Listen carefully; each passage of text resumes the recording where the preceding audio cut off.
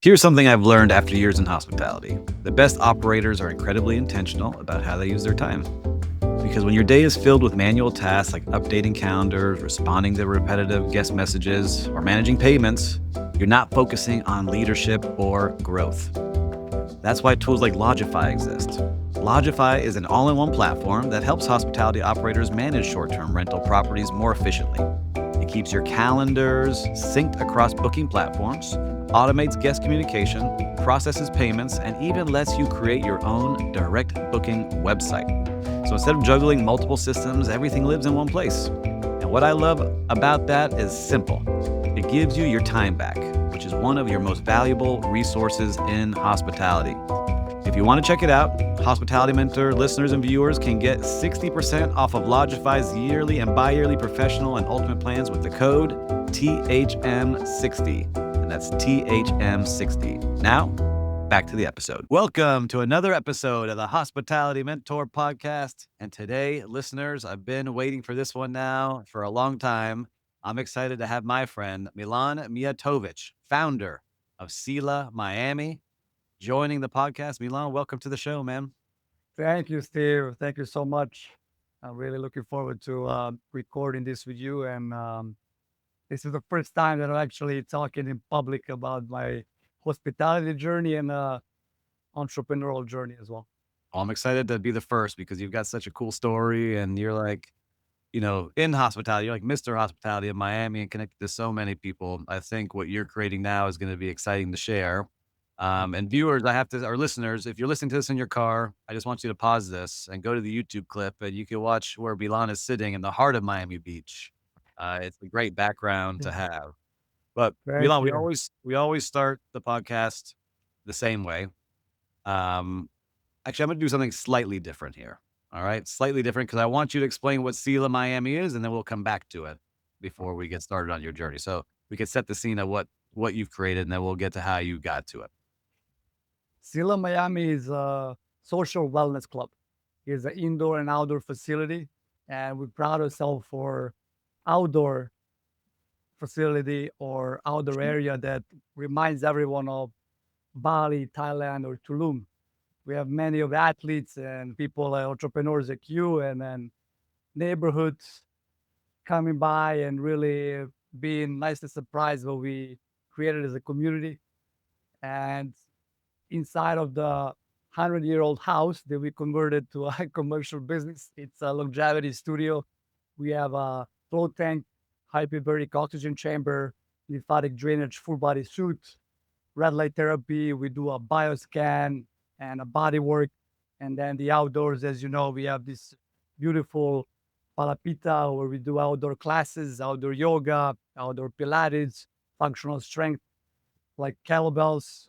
We do primal movements, meditation, breath work. And then on the side, you have a contrast therapy area with the outdoor showers, outdoor cold plunges, and state of the art sauna that can fit 14 people Yeah. with a see-through window. We were lucky to host a full Miami Heat team, and we had them pretty much all inside of the sauna, so we can fit big If guys. it's a lot. And I've been in there with a lot of people. So listeners and viewers, you probably heard him say, like, I've joined and I want to give you a shout out before we start. I don't normally do podcasts this way, but it was just so cool because, I was looking for a new way to exercise and kind of get some new community and meet new people. And if you have the chance, check out SILAMiami.com. That's spelled SILA Miami.com to check out the vision of what he's created, but it's in an area called Upper Buena Vista, which is a cool market, restaurant. There's a cool vibe. It does look like Bali and Tulum met in Miami. And I started walking through one day and I walked into this little house and I poked my head in and Milan hopped out. He was like, "Hey, let me show you around." And then we started talking and it turned out we knew a lot of people. And I got invited to a kettlebell class, which I'd never done and liked it so much because there was no phones. You're with other people doing a class. You all got in the cold plunge together, got into the sauna together, and you make new friends. It was like the easiest thing, and that was a moment I know you created something really special and joined. So that's Thank why I you. was excited to have you on, so you could share your journey. Because now that we know what you've created, let's talk about how you got there. So, how I normally start the podcast. What was your very first job in hospitality, Milan? My very first job, when I look back, I was so blessed to really come across some of the quote unquote legends of the hospitality. I was in Atlanta, Georgia, and I worked in Atlanta's landmark that lasted over 35 years. There is a great documentary that you can see it. I will highly suggest everyone to see it on YouTube called Dante's Down the Hatch. That is also the name of the restaurant owned by Dante Stephenson. It's at that time it was a older gentleman. They had amazing contacts with all politicians, athletes, actors, celebrities, and it was like a place out of the fairy tale. It's hard to describe in today's world what we had, 20 years ago.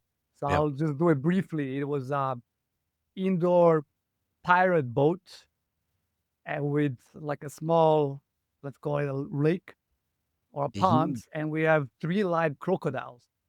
Believe it or not, we have three live crocodiles inside of the restaurant with six nights of live jazz music. And it was a fondue restaurant with menu in over 30 languages. So you come by, you say, I'm from whatever country, and we're like, oh, amazing. So we go back and we find the menu in there from the country that you're from. And, that would be like a first hospitality surprise or a gesture. Mhm. And they had amazing concept, which is very rare nowadays. So actually, he had an amazing concept, and that was no matter what your experience is, you can be the best bartender, the best manager, best server, but you have to go through the ranks. And you start off as a dishwasher and a host. So it was a huge lesson for me as this guy that just more or less is fresh off the boat, moved to the state, worked as a lifeguard and some like low key jobs in like as a night shift stalker at Target. Mhm. And then I got a chance, obviously, to explore something different. And I had a friend that worked in Dante's Down the Hatch, so he was like, "Hey, you should come by and have an interview." They always look for some, good candidates. So I came in and they, told me how everything goes, and it was like a huge uh, hit on my ego, and a huge lesson, starting to wash dishes of the fondue restaurant. So it's like working with health. You know, all the cheese and stuff Yeah. out of oh, man. And next to me was ex-convict. They work there full time as a dishwasher while others are rotating. So that was the start of my career in hospitality. One thing I have to say, it was you literally when you are working 8-hour shifts, washing fondue dishes full of oil and fat and dirt. You really thinking you are like in a jail or something where you wanna like burst out of the anger or start crying because you're in this quote unquote miserable situation that you put yourself in on a verge of quitting, obviously.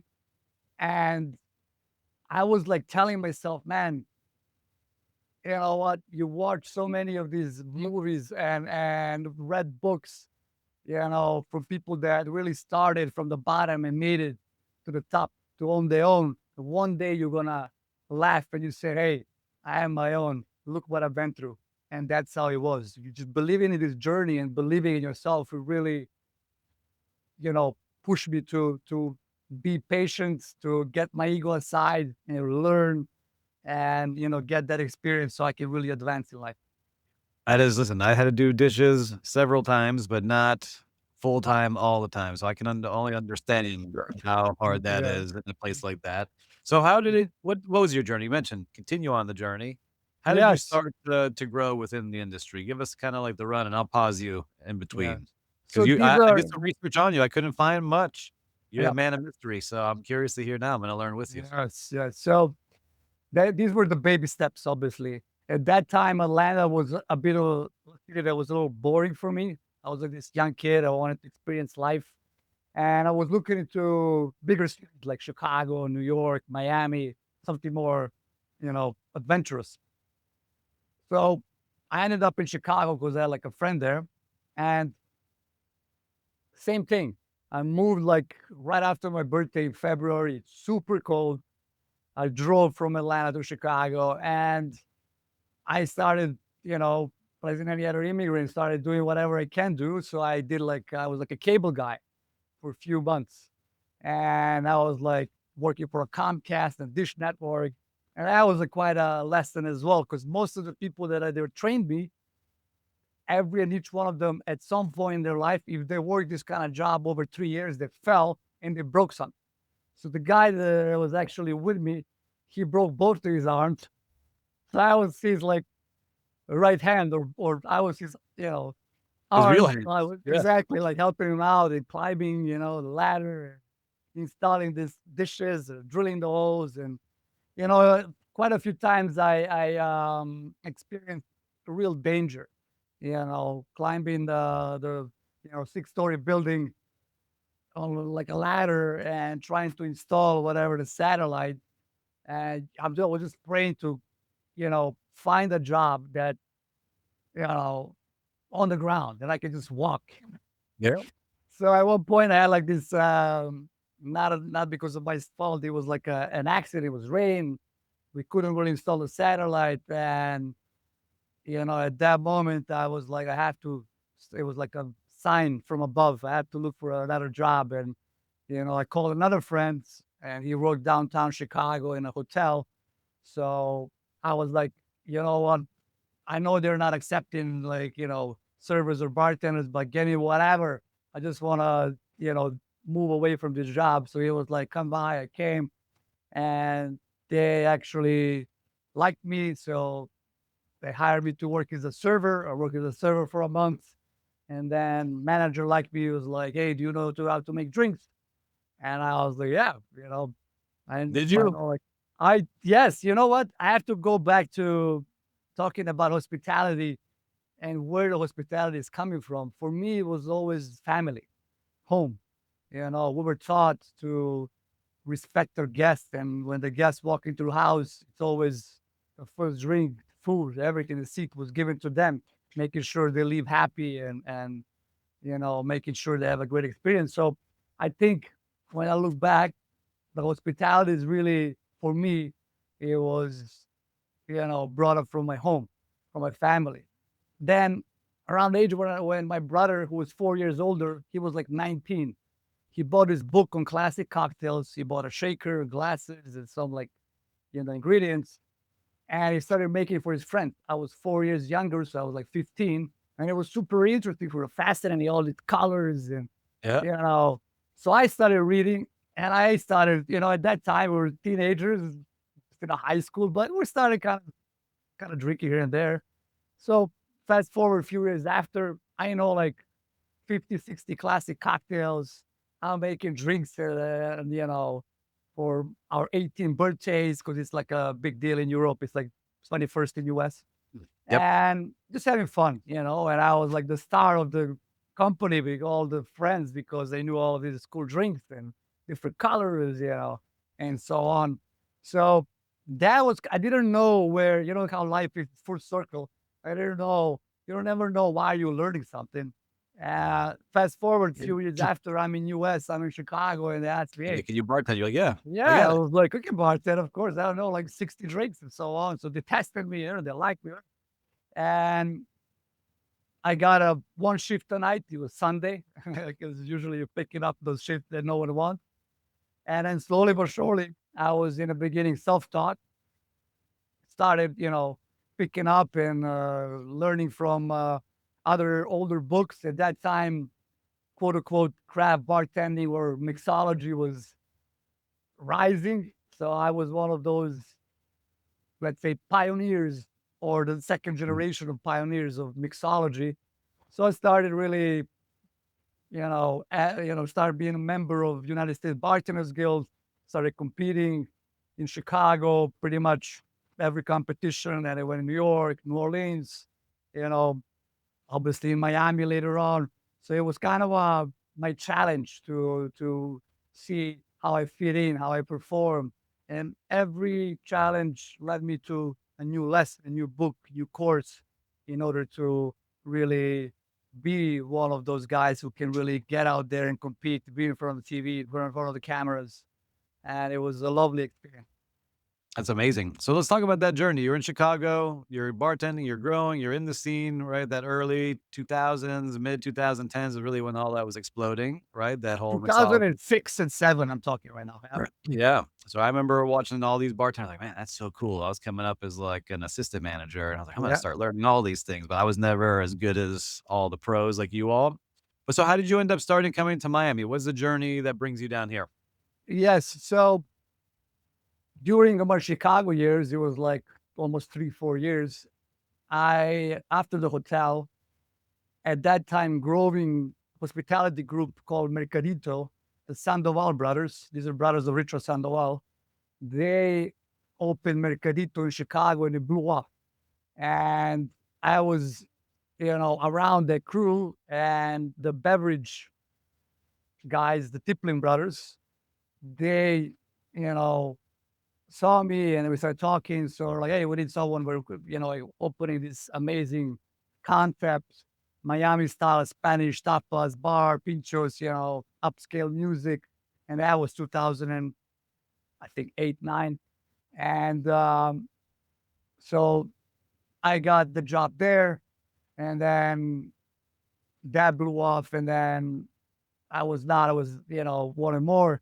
So they promoted me to the head bartender for the next project. It was a brasserie inside of the Talbot Hotel in downtown Chicago.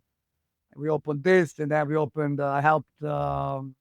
Actually, I did a stage in Kipling Hall inside of the Google building in Chelsea Market in New York to learn more. And then we opened another venue in Chicago, and I realized it was Chicago was a hub for cocktail. Chicago, New York, and San Francisco.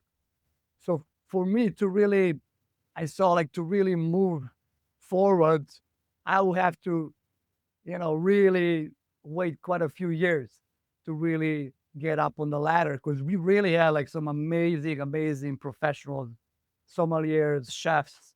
I mean, Chicago was booming. And I kind of felt like, it was super cold. I kind of felt like a peak there, what I could do. I needed a change. I had this tragic event in my family when my first cousin died tragically. And I'm like, what the hell? I can be gone tomorrow. What did you do? What did you see? So over 2 weeks, I sold what I had.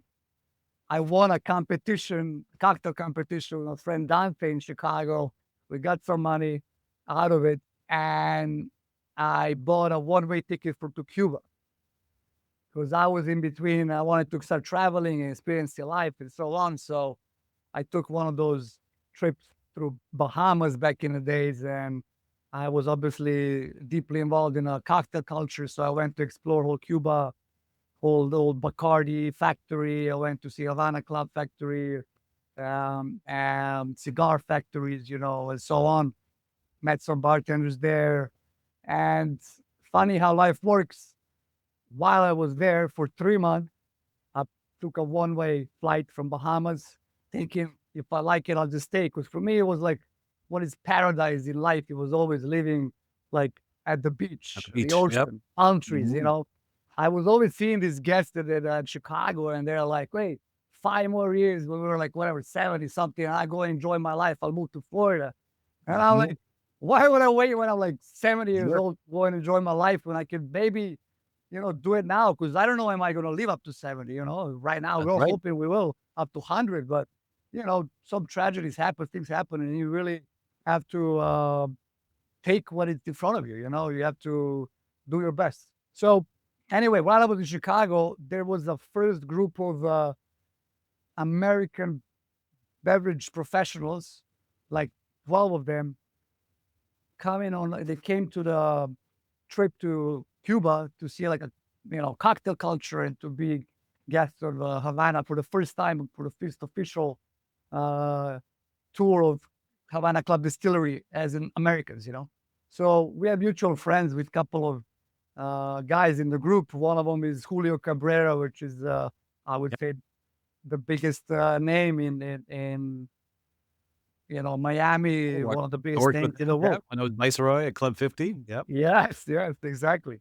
And I think Julio is one of those like really heroes of bartending worlds, and I was so lucky to work with him for a few years. Um, those famous Havana night, the Regent Cocktail Bar, and it was lovely. So we met each other in Havana, in Cuba. We went to take this Havana Club distillery, and it was amazing. The master distiller of Havana Club, pulling out these like Rañejo rums that are not even on the market. And it was fascinating. We spent some time there, and then a few weeks after, spent all the money. I realized I cannot live in Cuba, earning $20 a month and, hustling for a few more bucks. And as a foreigner, so I called my buddy in Miami. I was like, hey, I want to try it out. Always wanted to live on the beach because that was the closest weather to what I like. So I went in for a few weeks with the same languages, same wardrobe for the past 3, 4 months, landed and started knocking on the doors. And I got one job. And then after that, the GM of the Versace Mansion at that time was closed for 3 years and they were reopening it. So the GM met me. She was like, oh, I want you to be a head bartender of Versace Mansion reopening. I was like, hell yeah, it's a landmark. That's Let's do beautiful. that. Yeah. And that was a quite a, When it opened, it was a scene. What was it, like yes. 2010 or 11? I forget what year it was, but it was like Yeah. a scene when it opened. It Yes. was you wanted Yes. everything Yes. inside. hmm And then right after that, I always wanted to be part of the Regent Cocktail Bar because that was, if not the best, then definitely one of the top three best cocktail bars in the United States at that time. And we had like five like legends behind the bar. I mean, people who were like 10 years older than me, very knowledgeable, very professional, very, mixed crowd. Julio Cabrera, Angelo from Portugal, Danny Valdez from New Orleans, Richie, who is not alive anymore, John Lemaire, who's not alive anymore, who opens with Liberty. And it was just like Adam, all the other guys. So I was lucky to actually join that team. And that really put me in a map, you know, pretty much in the whole world. Everyone who flew into US, who flew into Miami, they stopped by a region. So I really I had got many to know nights a there. lot of it. We probably saw each other there before we knew each other. That's For so fun. sure, for sure. What was And funny before that, I got it like hired through a mutual friend as a brand ambassador for cachaça company, and Mhm. that was Avoir Cachaça. They were launching Florida market, and they needed someone to do like a part-time job who was, influential, who worked at a good place. So they picked me, and that was another journey parallel to my Regent years. So I was traveling all over Florida, educating people, and selling cachaça. And then we went to open Georgia market and Illinois market because we used to live there, and stay with them for 2.5 years as well. Man, so you've had just a fun journey. And for anyone, I just want to give a shout out 'cause I mentioned Julio a couple times. You can make sure to check out Cafe La Trova. I think it just Yeah, got mentioned as one of the top 50 bars in the yeah, world, I think is what it yeah. was. So it's right in Little Havana. I always take people there. Go see Cafe La Trova. We have to go, Milan. We have to go for a drink. You know Absolutely, him better than me. He probably remembers me every once in a while if he sees me so long ago. absolutely. But all right, so you're doing that with cachaça. You're kind of figuring out this journey. So you're maybe not want to be a bartender forever. Maybe you do. What was your kind of your idea when you start to make some changes? What was in your mind? Yes. So I was going into the management. Obviously, I had an idea to own a bar, and that was the goal. I always wanted to be entrepreneur, and always wanted to have my own business. And as I was developing myself in hospitality, learning more and more and more, I was the lead bartender a few times, and then there was a guy You who just touched on it. moved. You were at Live, so you've been working something. You worked at Regent, one of the top bars. You worked at Live, one of the top nightclubs in the world. Not at Live. I didn't work at Live. I worked for What would you David say? Grutman as Oh, the David beverage Grutman. director. Yes. Yeah. Well, so I was overseeing all the properties, but I didn't work Right. at Live, Right. personally. Right. All of them. Yes. Yeah. Yes. You're And working. Go so ahead. so in general, I wanted to move up the ladder to learn from the best. And it happened that the guy, the mutual friend actually introduced me to this guy. They moved from LA and Vegas. He was like very well known in operations in nightlife. He worked for Sam Nazarian at that time. He opened like 30 venues over like 13, 14 years with him.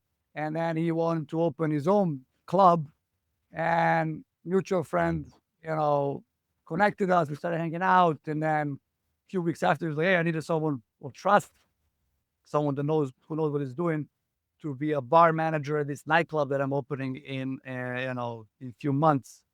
And that nightclub was Rockwell, Miami.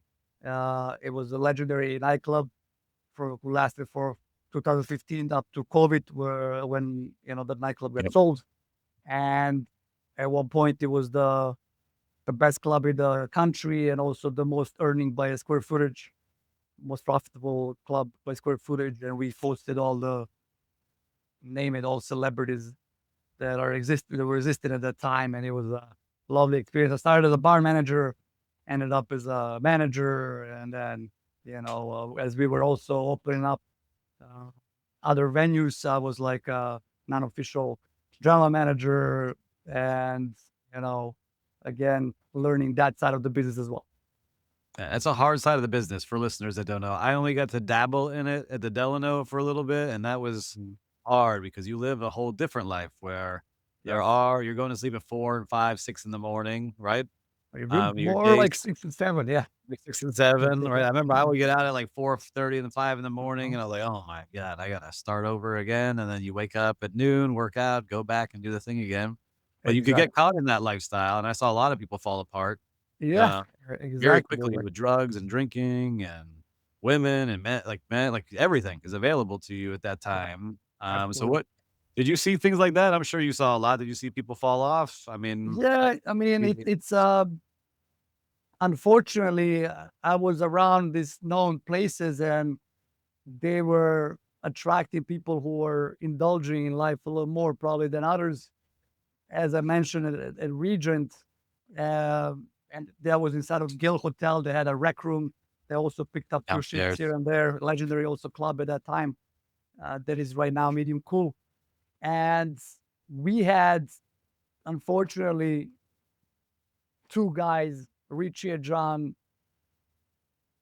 dying, after a few years, and then Kurt as well, who was a manager. And I was really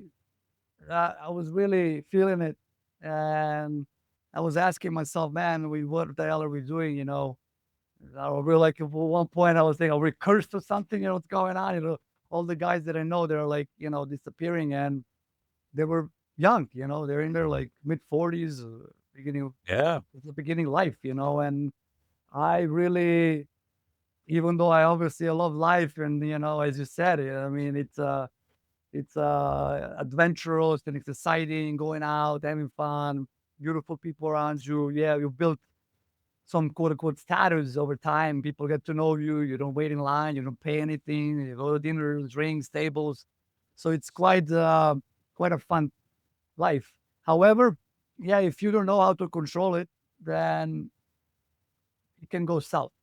So this is where I realize I really have to pay attention on, you know, how I recover and what do I do on side when I wake up, and, not to drink every night. If you can do it, okay. If you do once a week, once a week. I know that's so much. Sometimes that's too much as well. But that's how it was. You get like easily seduced by surrounding, and it happens. On average, I was like drinking once a week, going out after work, going out on my days off, and it was just the lifestyle. However, Yeah. on the sides, I always wanted to. I like to take care of myself, so I always like juice my salary juice as soon as I wake up. I would go to gym on 5 days a week. I would, for a while, I was running after I closed Rockwell, which was like we closed at 5 a.m. I did my closeout and everything, count the money. It's like 6 a.m. At 6 a.m., I change into shorts Sunrise and shoes, runs. and I go to exactly sunrise on the beach for quite a while. And then people were like, "What the hell are you doing?" The buses are still cleaning. I changed my, I'm like shirtless in the Where shorts, do you go? ready to go. Like, what the hell? We just worked like 8 hours. Now you're gonna go to run for like 6 miles. I'm like, yeah. So I did that for a while, and then I was using a float tank, for example. That was my favorite modality to use, and obviously oxygen chamber and this and that. So I was kind of realizing that I have to balance it out in order to really stay alive, stay normal, Yeah, detox in sauna, and use the it's true. proper vitamins and so on. So that was kind of a pre-SILA years that led me through to opening a wellness club down the road. Let's start the transition into that, right? So you're Mhm. continuing. Give me kind of the quick journey here because I want to talk more about Sila. So Yeah. you're at Rockwell. It shuts down during COVID. You got to find COVID. things to work. Mhm. So you tell us So a little bit about. yeah, we opened Joya Beach Club together, and then obviously COVID, started. We shut down and we opened again. And at that time, I was like, you know what? Probably this is a sign for me to do something on my own. And most of my friends in Chicago, as Chicago is a hub for transportation, and I saw him like really making the progress, really saving up and succeeding financially. I was like, well, I'm that guy, I'll go and do it, because the market was high. So I went in and I started the company. I started again from the bottom. I drove the truck for 6 months, and then I started a company with a friend, bought a truck, bought another, started hiring people to drive. And then over time, after a year and a half, market started crashing and I saw it and I'm like, you know what? I did not really like this job. Chicago is super, again, cold for me, gray, you have four different kind of seasonal clothes. I'm here in Miami in shorts and linen shirts, in flip flops, Mhm. no sweaters, no coats, and so on. Anyway, so I decided to go back. So I So I go want to I back. want to pause there because you made a Uh-huh. big change, right? To decide Yeah. to go, all right, I'm going to be my own business owner, and you end up driving trucks. And were your friends and family like, what are you doing? Like, you're king of Miami Beach.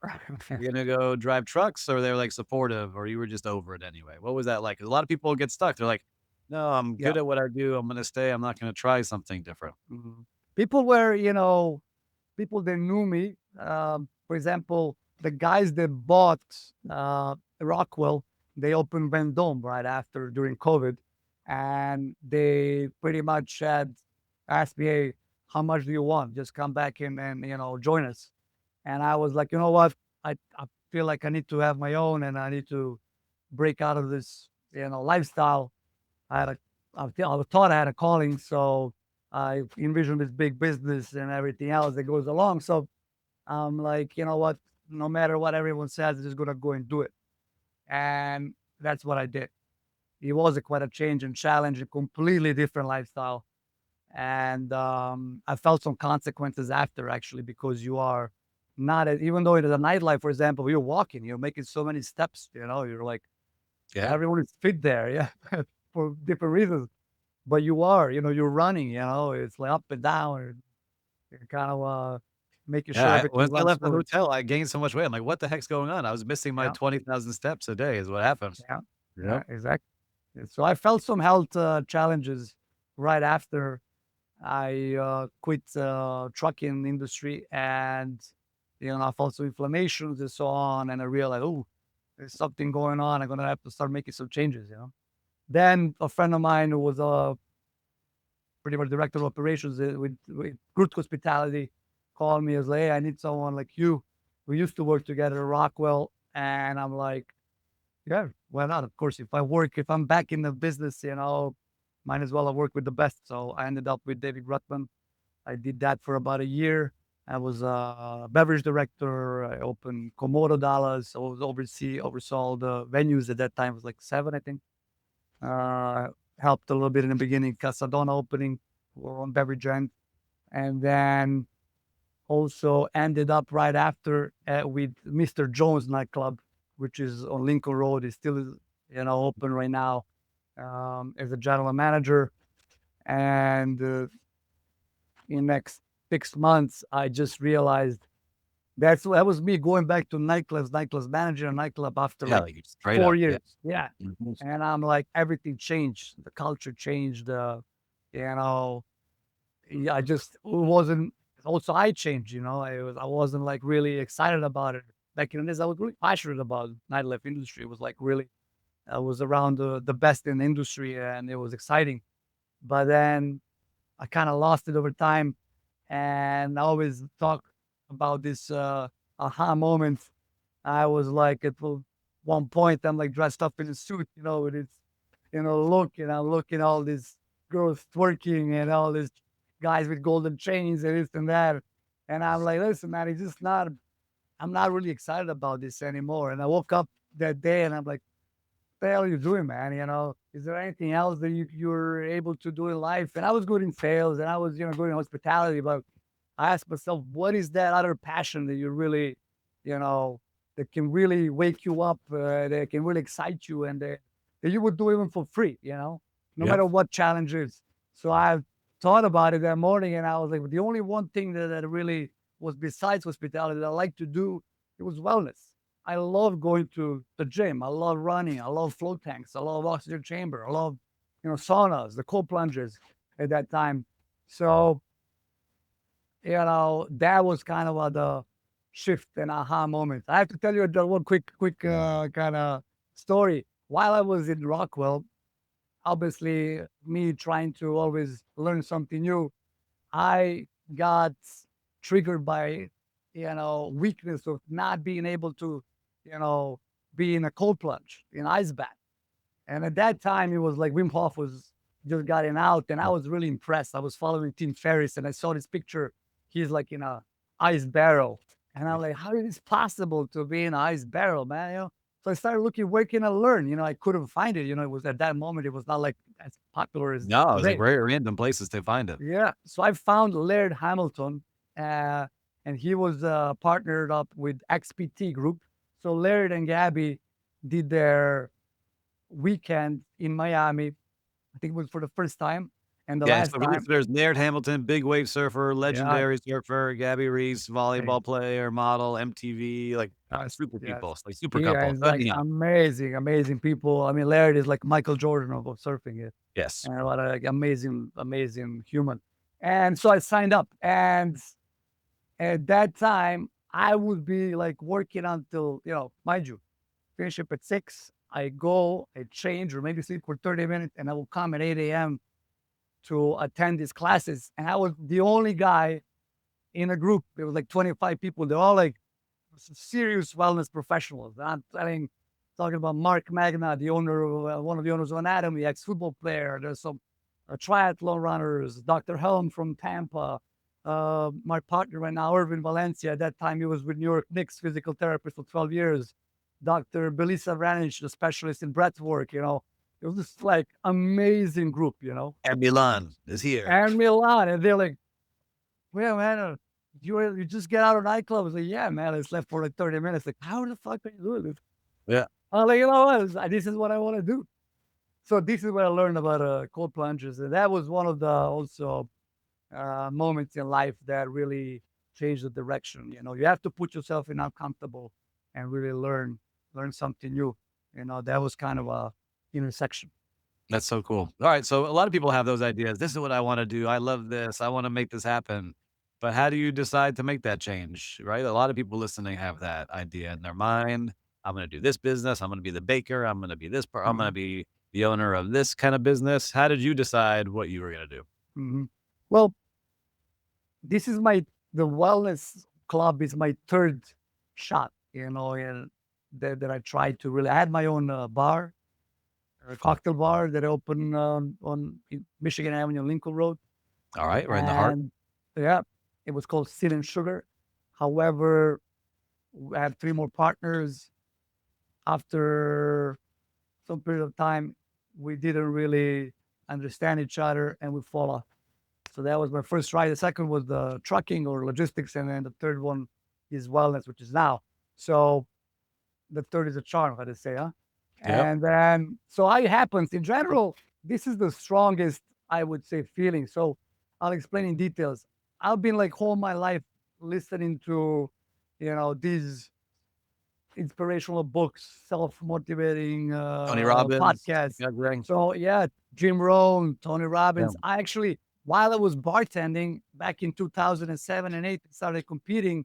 I would go on and I would have camera. And I would shake, because I was like afraid of public speaking, and I couldn't really perform properly. So long story short, I had a woman coming by to the bar, because it usually happens. And we started talking, and I'm like, "What are you doing?" And she's like, "I'm taking this public speaking class." And I was like, "What is it? I need that." It was like Dale Carnegie. And I'm like, "You know what? I'll take it." So I was in this group. I was the only guy who was from the bar business. They were all like guys who were in finances and management, this and that. And they were all actually got paid by their companies. I was like paying out of my pocket to learn public speaking. And that helped me tremendously. That kind of took me on a journey, because at the back of the book of Dale Carnegie at that time, they wrote down like another 20 books that you should read or find or go through if you really want to advance. And I started looking for those books. I started reading and listening and watching these podcasts. And there was always this talk when they say like, "Hey, you're gonna feel it when you know you're ready, when you know it's the right thing. You feel it. Yep. So it was that feeling. Fast forward to this nightlife evening or morning, when I woke up and I said, "What do you want to do?" And I'm like, "You know what? I want to do wellness, man. You should open a wellness club." And, instead of going to, I worked at a gym in South Beach, and then I will go to Sunny Isles to do a float tank, and I go to Coral Gables to go to the oxygen chamber, and another modality, candles sometimes. And I will waste my time and more money, you know, and still not, you know, getting this proper advancement. So I realized I want to create a kind of everything under one roof. And that's how Sila was born. And I wanted to be, I felt that throughout those years where I was kind of a challenged with some inflammations right after the years, those year and a half in trucking, I realized that my body is craving nature, just subconsciously. It's hard to explain. And that's when I moved. I lived in Miami until then for about 12 years, and always had a beautiful building and a high rise, gym and jacuzzi in a building and everything, ocean view, but I never lived on the beach, like Right. this. Me. Yeah. I've never lived on the beach. I've always lived in the city on the water, but not on the beach. And listen, it changed my life completely. And now there are a bunch of researchers going out and studies done that how healthy it is actually, if you can, to really spend whatever 5-10 minutes in the ocean, the flowing waters, rivers, ocean. You go to forest, go to the beach, being barefoot, being out there for the sunrise. I'm not talking about staying for 3 hours. Stay for 15 to 30 minutes. So this became my everyday habit. And up to this day, I'm trying to do at least as much as I can, 4 or 5 days a week. Just go in, dip, come back. And that's why on purpose I moved to a beachfront property, and it changed my life. So that's how I wanted to have Sila. I couldn't do it on the beach because these are all like hotels and there's some upscale, residences, the buildings. So I started looking for other options. And my good friend Seth, who's one of the really good real estate agents, who actually did the Laird Hamilton class. That's how I Nice. met him. Good Full circle, connection. Yes, Yep. yes. So it was like end of May 2 years ago, and I said, "You know what? Let's start looking." So in October, November, seeing 5, 6, 7, until we get, make a right deal, negotiate. So October, November, I had a proper picture of what I want to do, and we have a right location. And he was like, "Wow, that was amazing. Yeah, good for you. I know exactly what you want." Da, da, da. So it was Friday. So mind you, we're like working. In my mind, we should do it in 6 months. On Monday, he sends me an email and said, "Hey, I have this interesting property. Take a look." And I opened it and I saw it, and it was my favorite area in Miami where I used to come and chill, and I just like needed my own peace. And that was Upper Buena Vista. There was a modern home space before that. And I was like, "Man, I know this space and I know that was it." And I told him, like, "Brother, this is it, but this is like far away from me doing it like right now." It was like, "Man, I know who you are, you know everyone, if someone can pull it off, you can pull it off." I was like, "Man, I'm not ready." He was like, "No, just go and meet like landlords, go talk to them." I was like, "Okay, let's go." So I meet landlords. I tell them, "Hey, I want to have here. I want to have the IVs and oxygen, the float tank, and I want to have a gym right here and a sauna here and a cold plunges, you know." And they were like, wow, we're like, we love your concept. We have a few more people interested, but we really want you. What do you need from us? So I'm like, wow, this is happening. So I went in a week after to Sacred Valley to Peru, to Cusco, and to see my friend to kind of clear my mind. And I did ayahuasca with him before this visit, but I trusted him with his like guidance.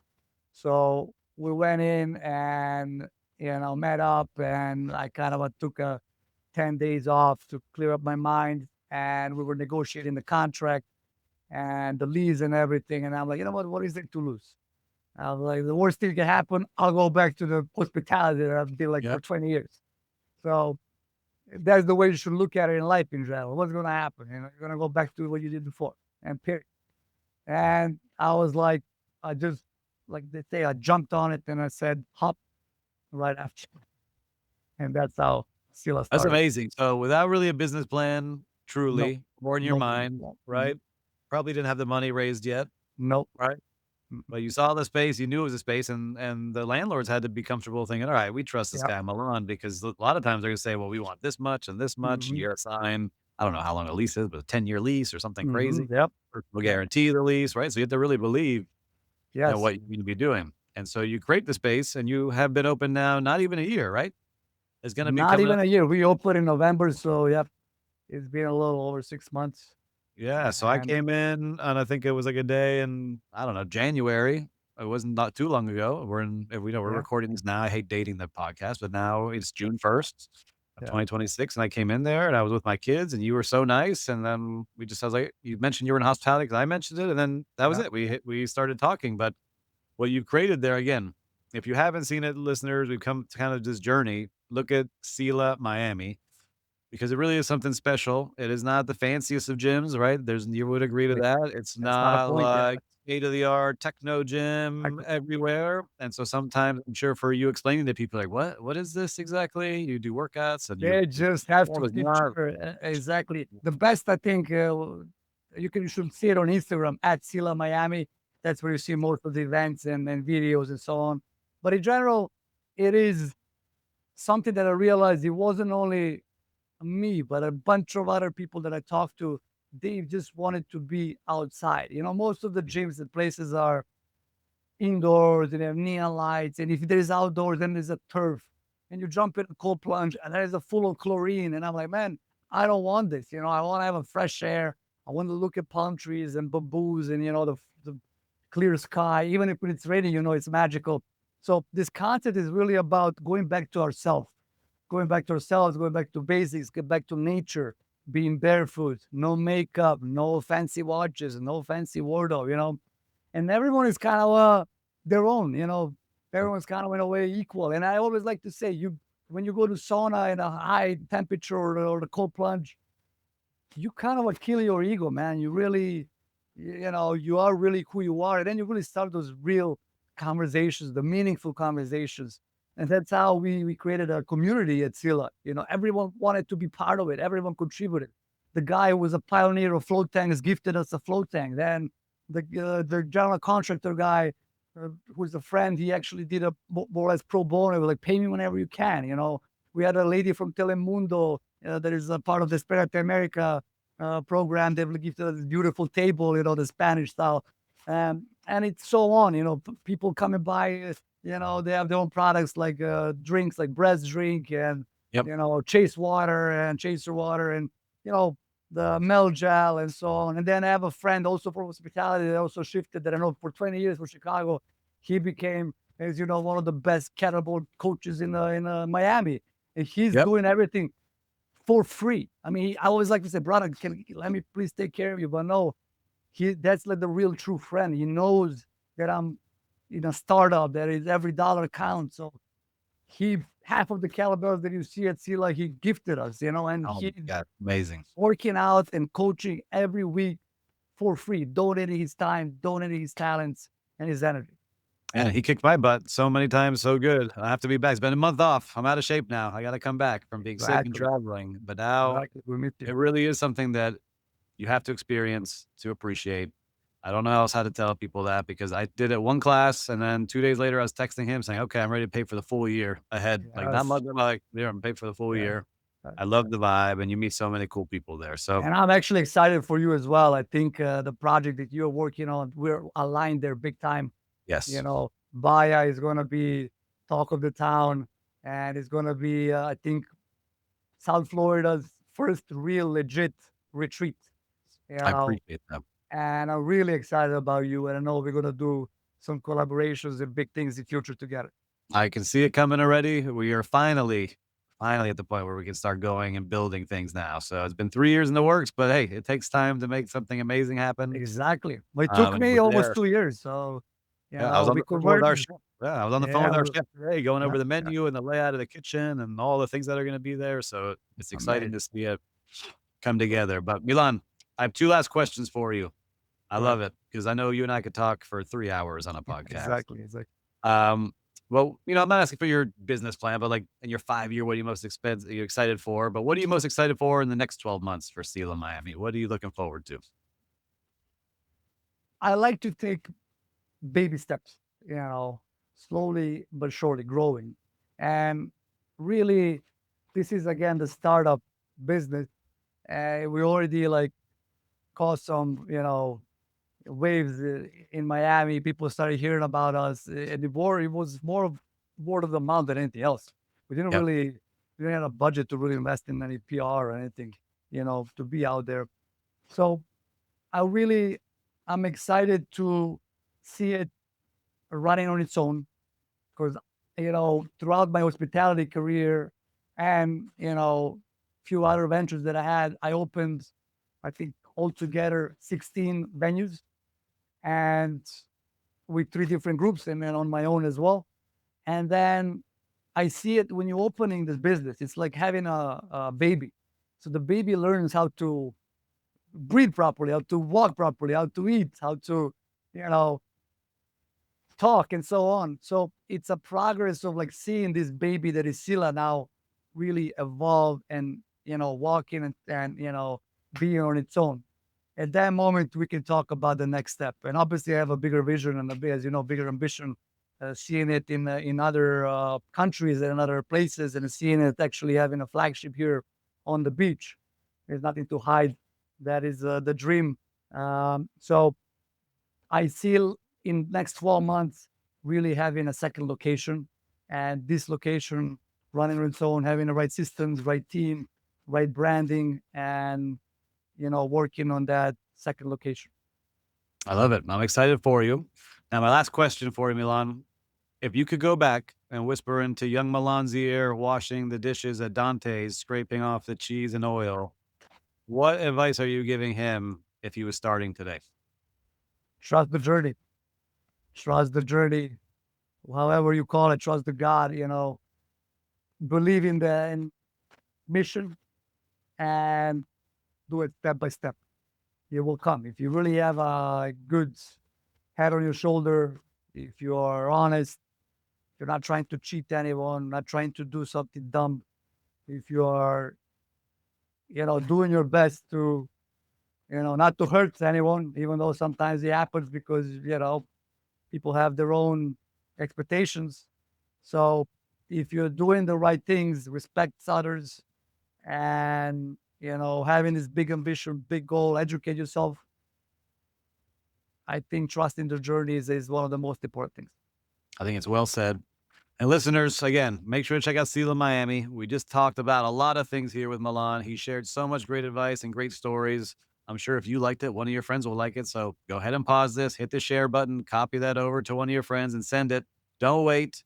And also, if you have not yet, and this is your first time listening, make sure to subscribe. We have so many great stories of so many great founders and leaders in hospitality. It definitely pays off to listen to this. Milan, thank you so much for joining me today. I know how busy of a gentleman you are. Thank you, And Steve. It was a pleasure. what is the seaweed report behind you? How are we looking? We looking You look okay? amazing. Okay. I don't even care how the weather is or seaweed. I always jump in. Trust I me. love it. I say Do it. it. If you see the Try it. ocean, you got to get in the ocean. That's what Do I it for always tell next at everyone. least few months. You're gonna change your life. Yeah. Milan, thanks again, my friend. Thank you, Steve. Take care.